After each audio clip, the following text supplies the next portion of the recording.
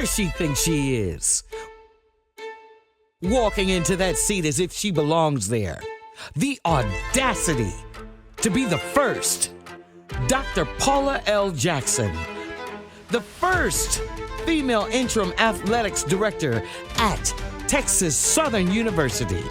And now, for the first time ever, Texas Southern's athletic director's core functions are now led by an all-female athletic director staff.